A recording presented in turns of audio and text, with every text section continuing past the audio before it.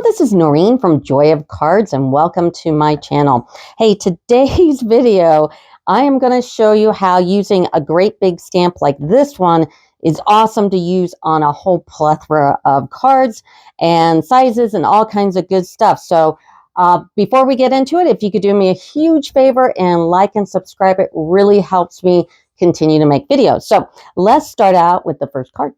So I'm using this thank you stamp, which is awesome. In fact, I don't think that I'll sell this stamp. Usually I sell all my retireds. In fact, there's a whole bunch of them on my website, joyofcards.com/shop. But this one is like really super useful. I mean, you could always, this will always get used. So I'm going to show you a bunch of cards here, and let's start with very, very basic. And what I've done here, I've taken the 2425 Subtle in color and chose this peach pie coloring here and just put it on the Petunia Pop because these colors go so well together. And of course, I did have to use my Moxie and stamped it a whole bunch of times.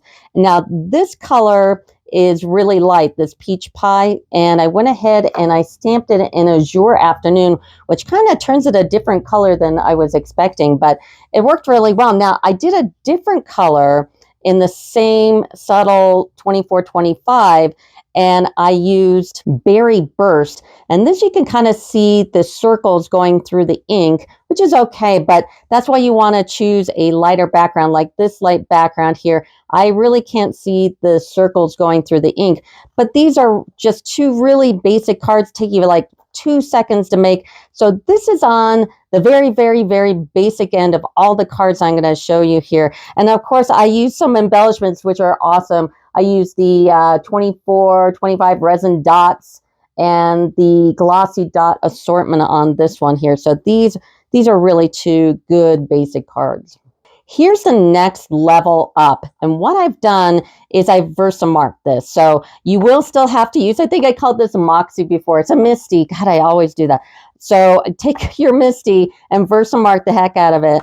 And we've got these cute little containers here. And I just used white and Versamark that really well. Now, what I like about when I Versamark anything is I have one of these totally Tiffany stations. I don't know if you can see it here, where I can put my piece on here. I've got the stand so I don't, so I can put the gun down, and it goes really well when you have one of those. It's like a totally Tiffany. There's a link in my description of my video.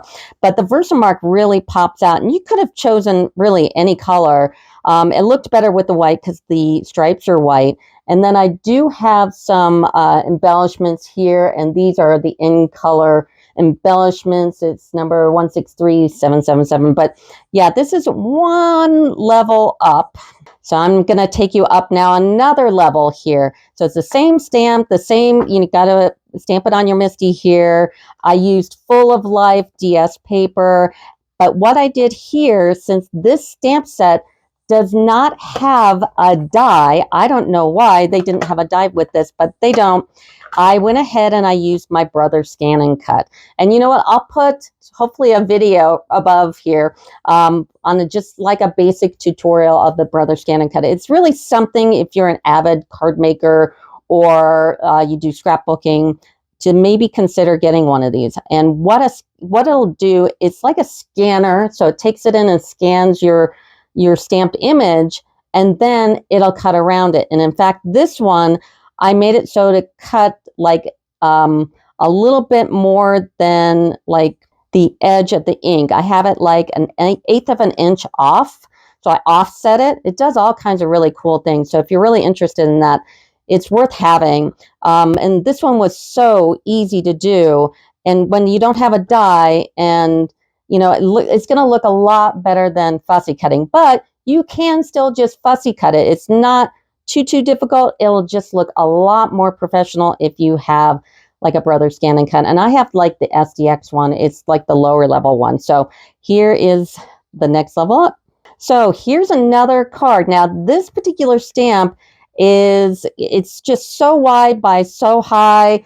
And what I wanted to do is find out what this would really fit in. And I have got my postal card chart, and you can get these on my site, joyofcards.com/shop. I'll put a link to this in the description of my video.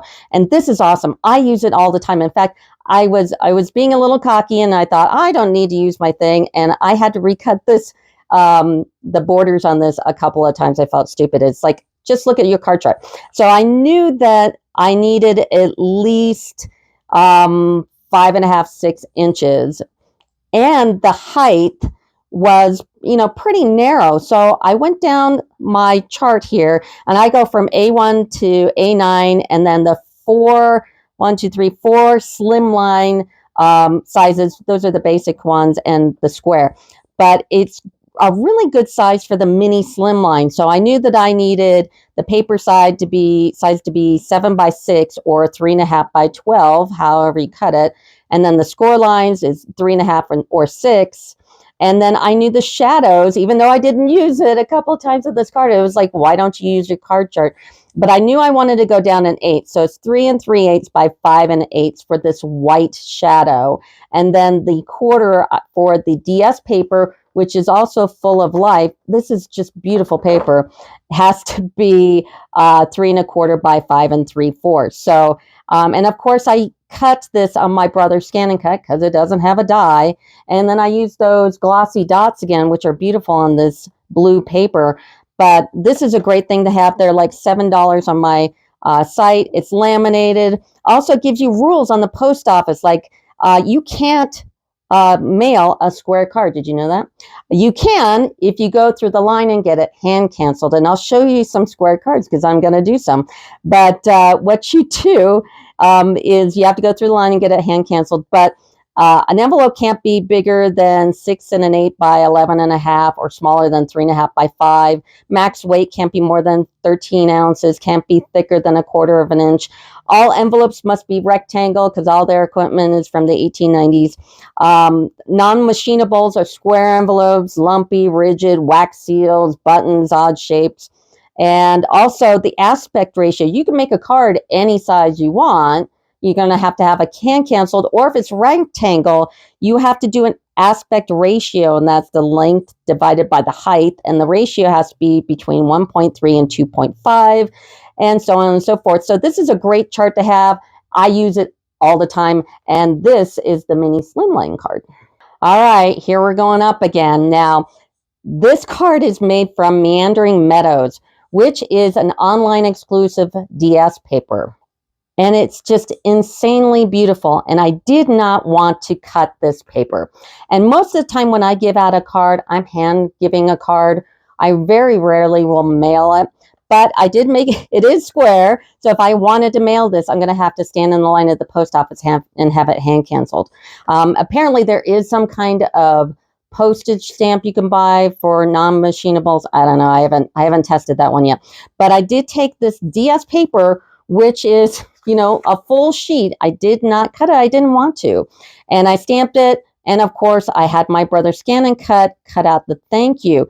And then I just had to make it bigger. Now, I did want to show you how I did this because I didn't have 12 by 12 cardstock in Pretty Peacock, which is what this is. And then the inside is also the Meandering Meadows. And I use the decal circle dies inside here, like the third largest ones, and I cut the inside here, and it's so pretty. But I didn't have a 12 by 12 in Pretty Peacock, so let me show you on a card that I kind of started here. So I kind of did one up here to show you how I did it. So the DS paper is a 6 by 6. So I made the DS paper, and this is Blueberry Bushel. I made this 6.5, and then the white is 6 1/4. And then I took another piece of the Blueberry Bushel and I cut 7 by 6.5, and I scored a flap down to 6.5, and I put some tear tape. You have to use tear tape. Snail and glue will not work. And then I'm just going to go ahead and remove these from the tear tape, and then I can put them together. So I don't necessarily need a 12 by 12 if you don't have one. So I'm going to just match this up. So I just matched it up here, and then you've got this on the inside. So I've got it all matched up here. Now I did these two different ways, and you can do it either way. So this way I had the extra 1/2 inch on the plain back side, and this one I had the extra 1/2 inch on the front side. So this one you can just put this and basically cover it up, or this one we can just put our inside here, and it's really not all that noticeable. So it's either way, it looks really nice. And of course, on the inside, I use countryside corners and that same DS paper with the white. And these are just really beautiful cards. I mean, these backgrounds are awesome. And just to take this to one more level is actually down a level, because what you can do is you can also just take that countryside corners and stamp up your thank you. And I put these up on foam adhesive strips. I didn't want to use the foam adhesive sheets, which I'll show you in a second on the last two, but I just wanted to use the strips because the sheets are a little smaller than this die. So, and it looks really nice, and I use those beautiful glossy dot assorted embellishments here, and it's really, really nice. Now, the only other question on having a card that's 6.5 by 6.5 is, of course, the envelope. And all I did is I made my own envelope, and I'm sure everybody's got like one of these. These are the best things, an envelope punch board, and I've got a link for this in the details of my video as well. Now, the only problem with this is that it doesn't go to 6.5 by 6.5. There isn't one. And there's something out there, and I just Googled it, and that's an envelope calculator. And I found one online. Hopefully I'll put a link. I'll put it in the description of my video. And all I did is put 6.5 by 6.5, and it told me the dimensions were, if you've ever used one of these, it was 5 1/8. And the reason why this doesn't go to that size is because it stops at 5.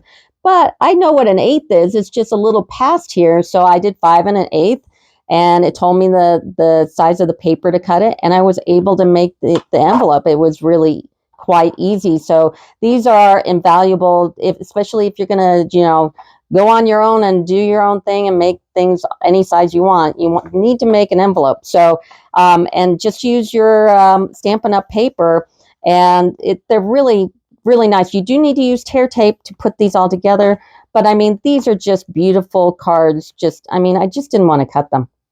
Here's the last two cards. And by the way, you can buy any of my cards on my website. I always sell the demo cards. So joyofcards.com/shop, and you can go online and look these up and buy these cards. So, and I'll put direct links in the description. So the last two, it probably doesn't look like I did much from, a video, but in person, what I've done was pretty advanced. And I did this on my brother's ScanNCut. And what I did is I took the card front and I put basic white, and I'm using Full of Life on here. And in this one, I'm using frames and flowers. And I went ahead and I stamped out that thank you first. And then I scanned it on just a 5.5 by 4.25 on my brother. And I scanned it toward the bottom of the mat. And then I took my card base and I lined it up on the mat and let the brother go in and cut that outline. Just in this, not necessarily on the thank you. And it cut through both. I just made the brother go through more pieces of paper. So I had this already. And then I took the thank you and I put it up. This one's up on dimensionals, and it fits right in here. It's really quite cool. This one, I did it even to a further level. And the thing about foam adhesive sheets is they don't like to be cut with scissors. Now, if it had a punch or a die, I could go ahead, and here's those foam adhesive sheets. It's one piece. If I had a die or a punch, you can get it to cut. I've done it before. Punches are a little more difficult, but you can get it to do it. And my brother's ScanNCut, I wasn't willing to take that risk. You probably can, but it wasn't worth the hour of me looking it up. So I thought, well, okay, I'm going to fussy cut it. And it does kind of come out a little scraggly. So that's why I switched to the foam adhesive strips. I didn't use dimensionals, I used the strips, and because they're nice and thin, and it really made it look nice. So I don't think for the work that it takes to do the sheets, that fussy cutting, that it's worth it. But still, these turned out really, really nice. So here's a lot of different cards using that same big stamp, and you can use any kind of big stamp and get the same kind of result. But this is definitely a keeper, and I hope you like my video. All the cards are up for sale, and that will do it for me. Thanks. Bye.